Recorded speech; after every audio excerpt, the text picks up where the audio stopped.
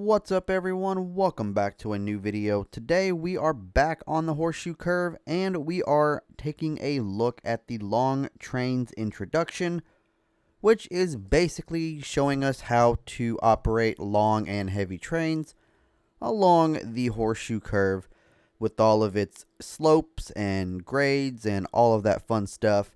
So this one should definitely be an interesting one for sure. And it looks like we have two ES44AC locomotives and one GP38 on the head end.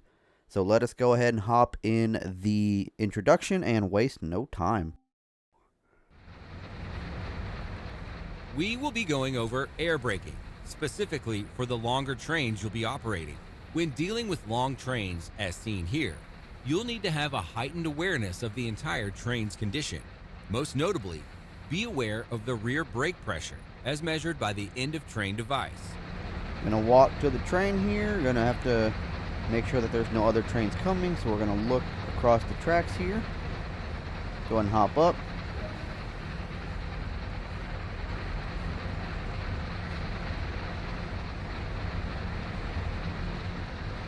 Is there a door up? Okay, so I was going to say, is there a door on the front? And I'll go through this door. And we're going to sit in the engineer seat. In the ES44AC, the rear brake pressure is shown on the screens labeled rear. Set the brake valves to cut in and lead. F6, F8. We're on level track here, so let's get the brakes ready to release. The brakes of long trains can take quite some time to come up to pressure. So we're going to do full application of the independent. And we're going to release the train brake. This could take 15 minutes. While this is happening, let's have a look at the other locomotives. Head to the second ES44AC. Heading back to the other locomotive here. We're going to have to do the chains. Do this chain. And crossing platform. Let's go ahead and come around to here. It's crazy that this could take like 15 minutes. This is also an ES44AC, but set up as a trailing locomotive. All the settings should be correct. So proceed onto the rear locomotive. We're just going everywhere today, aren't we? We're just going to do a quick check of the train here, make sure everything is all good. Oh, it's yeah, it's this way. Sit in the engineer seat. Now you can monitor rear brake pressure from the EOTD module above the other brake gauges. Check the rear pressure on the EOTD.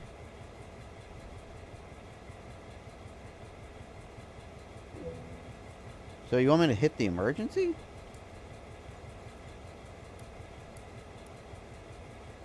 Okay, so head back to the lead one. So let's close that. Cross the platform. Close all that. Shut the door. Shut the second door. Shut this door. Cross the platform. Chain that up. And let's come back into the lead locomotive here. Shut the door. Sit in the engineer seat. Handle in the forward position. Brake pipe pressure should be at 60 or greater, which is it's at 17.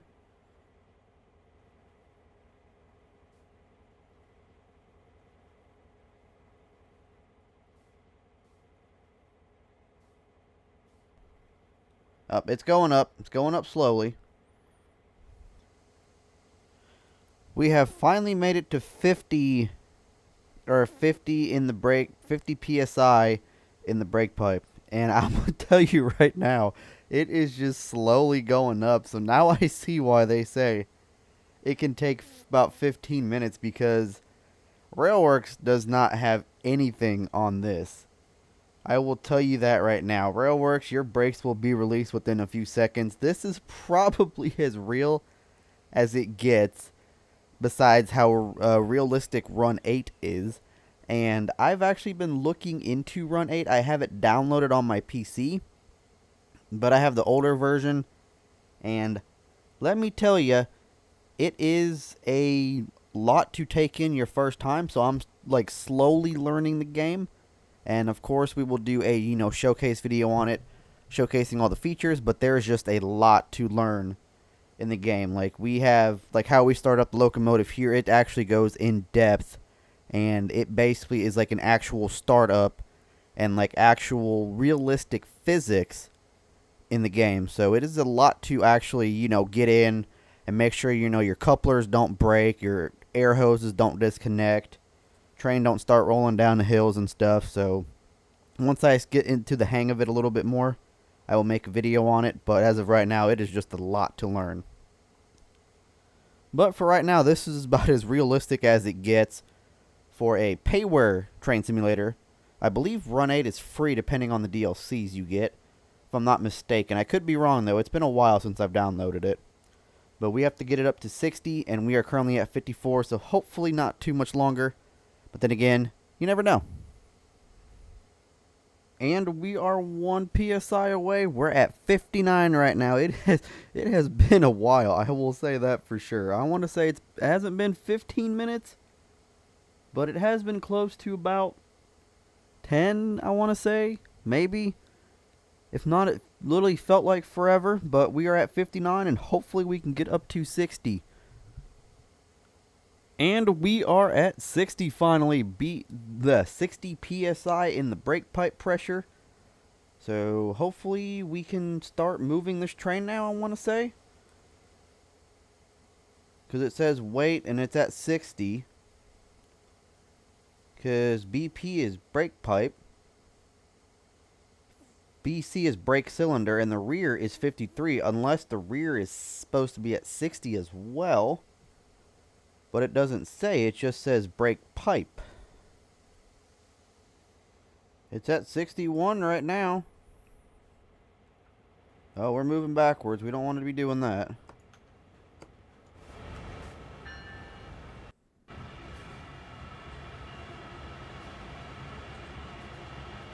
I like how when you switch between the camera views to the rear and the front, it actually has goes to the loading screen, because that's how long this train is.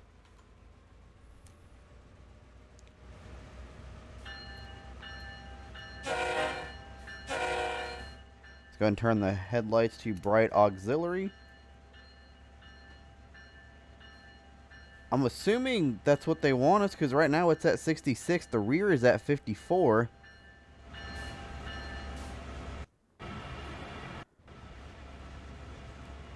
Unless that's what they're looking for, is the rear pressure. I don't know though. But we are moving right now.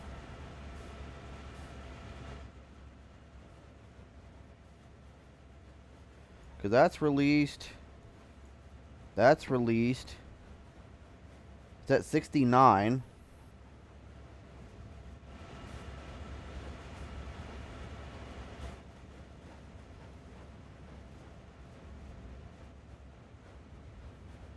Yeah, because see, now we're at 71. The rear is at 54. And we're on a 0.4% grade. But we do have a stop signal coming up in like 1.2 miles.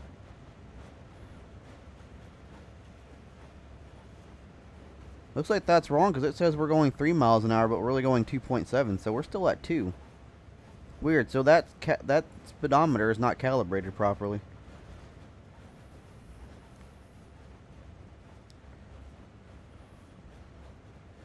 Yeah, because it still shows brake pipe pressure should be 60 or greater. It's at 75, and it's still not saying anything that we're supposed to be doing, so...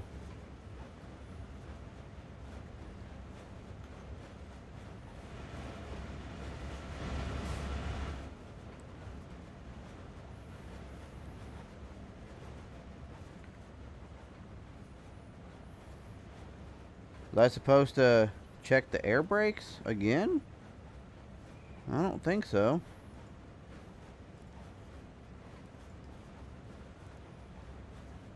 Because the rear's at 55, right? It must be the rear.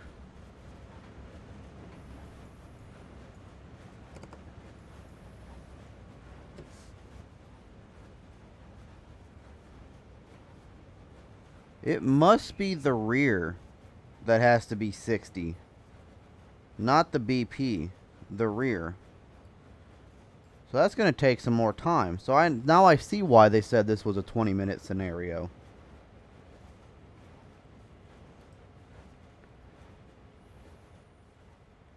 And we're currently on a minimum reduction, so we're not really using any of the air in the brakes right now. I mean, we are, but it's a very minimum of reduction of speed. But it did slow the train down.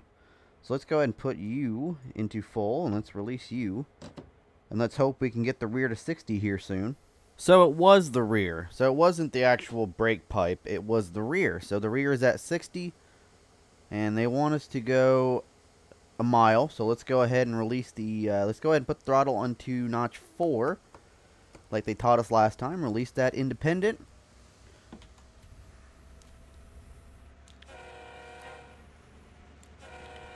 Go and open the window so you guys can hear the sounds of the engine.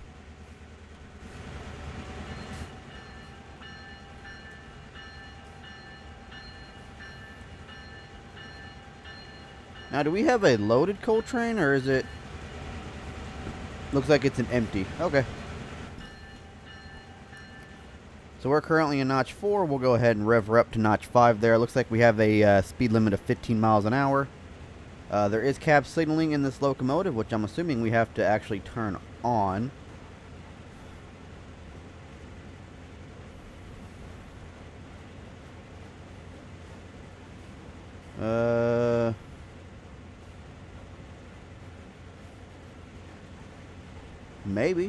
Maybe. I don't know where we would actually turn it on at. Because it wouldn't be on here, would it? Window heater? No, we don't need that. Refrigerator, yeah, we'll need that. We gotta have our cold drinks, man. Headlights, cab fan on, distributed power off because it's not a distributed power unit. Running lights, fuel pump. Local control, which is not.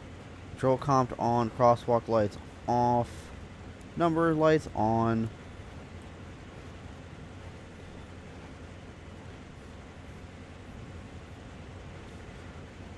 Is there like a thing next to the cab signal? No. I probably have to like cut it in somehow, but I don't know how.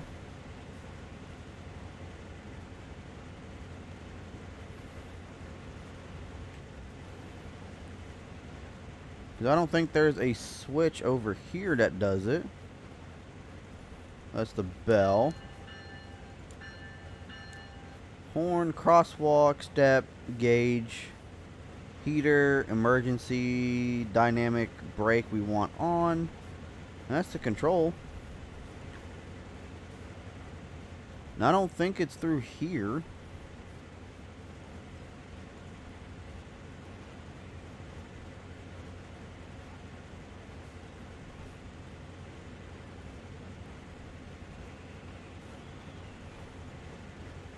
No.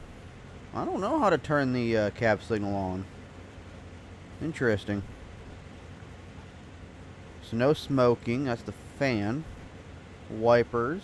Yeah, I don't know. Because there would be... You would think there'd be like a little fuse. Or like a switch to turn it on. But I cannot find it. So we might... The cab signal aspect must not work in these locomotives. But then again, we have not actually done any mainline running, so I honestly have no clue.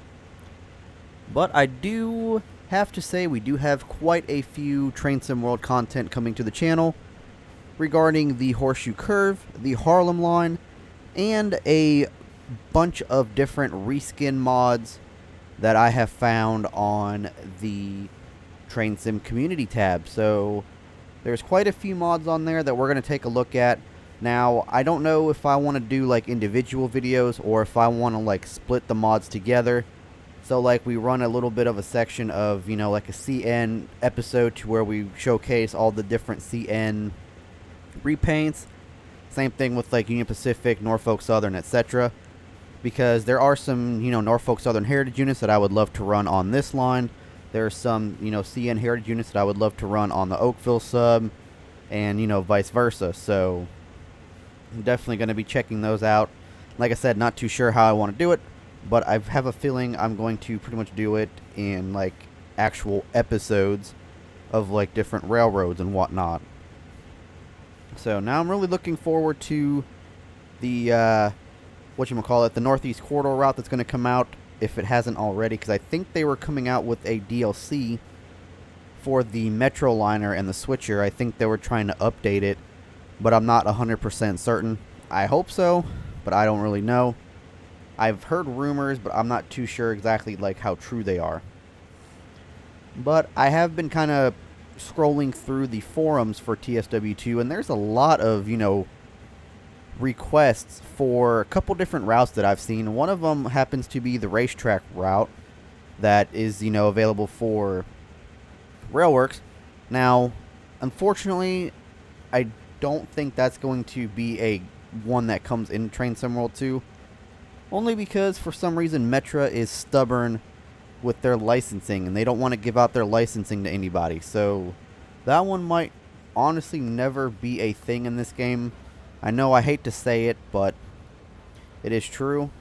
Although there is also a Pacific Surfliner, which I don't know. I kind of do want to see the Pacific Surfliner in this game, but then again, I kind of don't, because I feel like the Pacific Surfliner is one of those like routes that are pretty much in every single train simulator game that's out there, like the Orion trains, MSTS, Open Rails, which is the same thing as MSTS.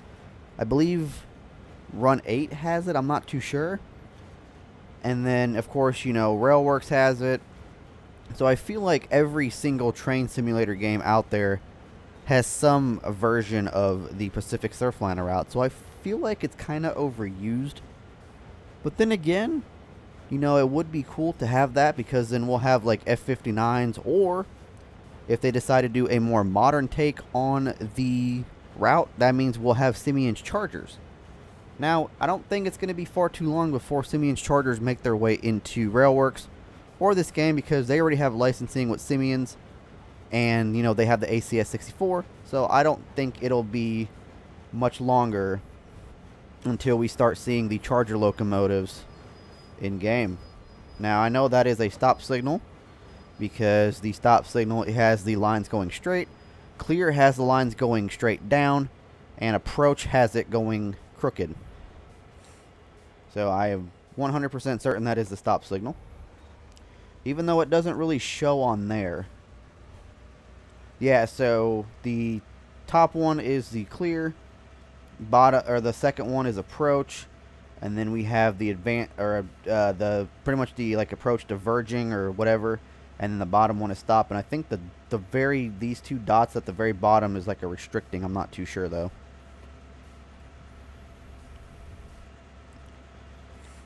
But we have learned how to basically run this train. We did not have to use the dynamic brakes. We pretty much just used minimum reduction throughout the entire way. But waiting for the brake pipe to get to 60 was a pain in the butt. That was a very, very, very long wait. But that is going to go ahead and do it for this one, guys. Really hope you guys did enjoy. You guys can kind of see how things are run here on the Horseshoe Curve. How you actually have to wait for the brake pipe and the brake pressure and the air to get all the way to the back of your train, which I think is realistic as it can get in this game. And I feel like this game right here is only going to get better as time goes on.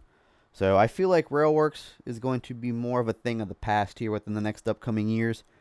Granted, they do a new one every year. I mean, quote unquote, new one. Even though it's the same game, just they add the, year of what it is to the end of it. But it's pretty much the exact same game. But yes, so I feel like this game will get better with time. So considering there's some new stuff in the Horseshoe Curve, and not every ES44 is the same. So like the Norfolk Southern one versus the Union Pacific one is different, which is awesome. No, actually no, there is no Union Pacific one. Yeah, there is.